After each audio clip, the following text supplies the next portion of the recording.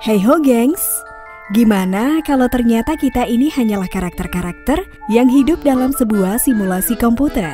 Persis kayak yang ada di dalam game The Sims atau film The Matrix. Tapi jauh lebih canggih dengan kecerdasan buatan atau artificial intelligence yang memungkinkan kita buat punya kebebasan berpikir dan bertindak. Mungkin bagi sebagian besar dari kita terdengar konyol ya. Tapi menurut Elon Musk, sang CEO Tesla Inc., hampir bisa dipastikan kalau kita adalah entitas virtual yang hidup dalam sebuah simulasi komputer. Bahkan dalam sebuah makalah yang dibangun berdasarkan ide hipotesis simulasi ini, bilang bahwa kemungkinan kita hidup dalam sebuah simulasi komputer adalah 50/50 atau 50-50.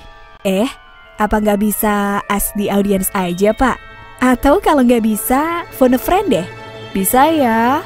Lu pikir lagi kuis, Maimunah?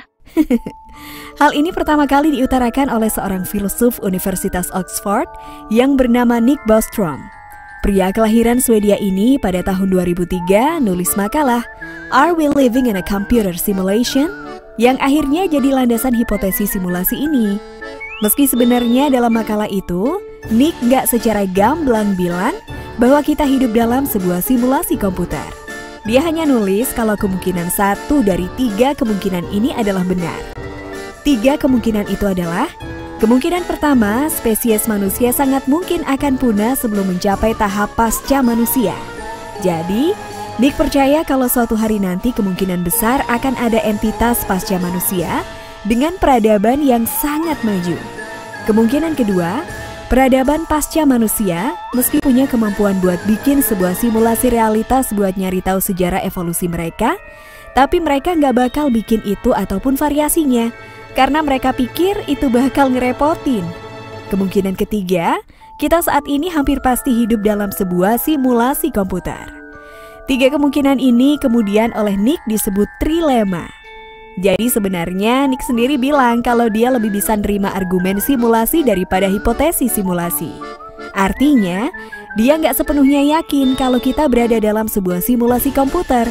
Dia hanya berpikir kalau salah satu dari 3 kemungkinan dalam trilema tadi adalah benar.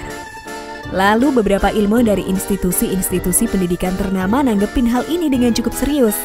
Hingga muncullah asumsi kalau kemungkinan hipotesis simulasi ini cukup masuk akal. Kesimpulan itu mereka dapat setelah mengobservasi perkembangan teknologi komputer yang udah ngelangkah sangat maju kalau dibandingin sama teknologi 40 tahun silam. Kayak yang terlihat dalam game klasik Pong yang populer di tahun 1972. Grafisnya masih sangat simpel, hanya 1 titik pixel sama 2 garis simpel. Sangat beda dengan game-game modern yang kita kenal sekarang. Grafik 3D-nya yang sudah hampir realistik dan beberapa juga bahkan dibikin dengan artificial intelligence atau kecerdasan buatan sehingga memungkinkan buat berinteraksi sama kita. Belum lagi augmented reality, virtual reality, dan mixed reality yang mampu menjebatani kita buat masuk ke dunia virtual. Nah, ngelihat pola ini, para ilmuwan beranggapan kalau bikin sebuah simulasi kehidupan dalam dunia virtual bukanlah hal yang mustahil. Terus, siapa yang bikin dan ngejalanin atau ngontrol dunia simulasi ini? Seseorangkah? Sekelompok orangkah? Atau sekelompok entitas pasca manusia kayak dalam trilema yang diutarakan Nick Bostrom? Kalau benar hidup yang kita jalanin sekarang hanyalah simulasi yang dioperasiin oleh sekelompok entitas pasca manusia, itu artinya manusia udah punah? Atau enggak? Kalau enggak, terus siapa atau apa entitas pasca manusia ini? Manusia yang udah berevolusikah? Atau alien kayak teori dalam The Fermi Paradox? Lalu kalau ada kelompok entitas pasca manusia lain yang juga bikin simulasi lain, berarti akan ada lebih dari 1 dunia virtual. Oh, jadi dari sini muncul istilah multiverse. Wow, seketika otak Mimin ngebak.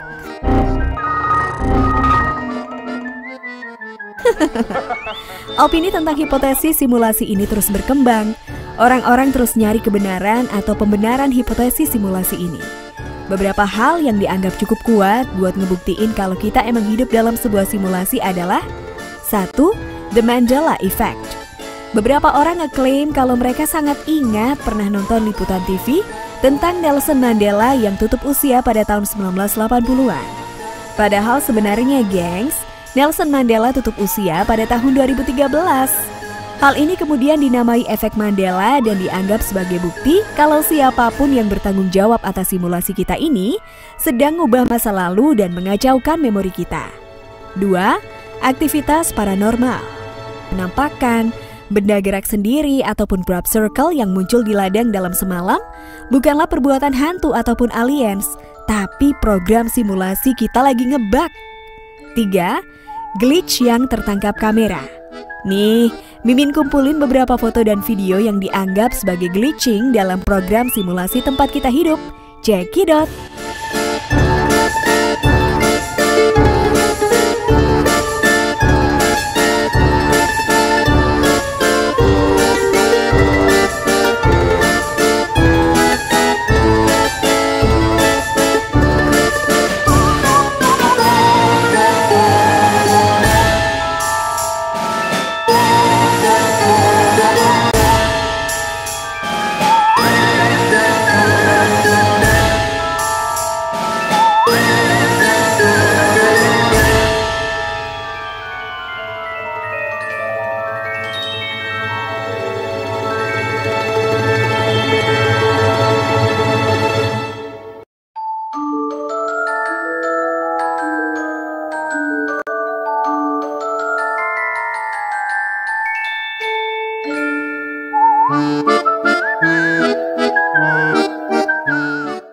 Wah, menarik ya, gengs.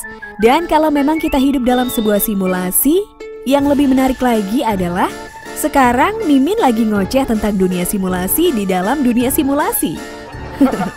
Jadi sebuah teori tentang dunia simulasi ditanam ke dalam otak artificial Mimin buat dijadiin konten tentang dunia simulasi di dalam sebuah dunia simulasi. Aduh, gimana? Mumet gak tuh? Kalau Mimin sih lebih percaya kalau dunia ini hanya panggung sandiwara. Kayak yang dibilang Om Ahmad Albar, dunia ini panggung sandiwara. Dan hipotesis simulasi ini hanyalah pengembangan dari metafora panggung sandiwara.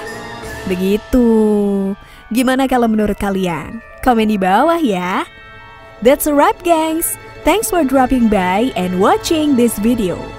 Semoga video ini bisa mencerahkan kalian ya.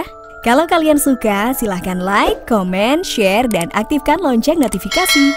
Jangan lupa tinggalin jejak kalian dengan komen di bawah ini ya. Bye, gengs!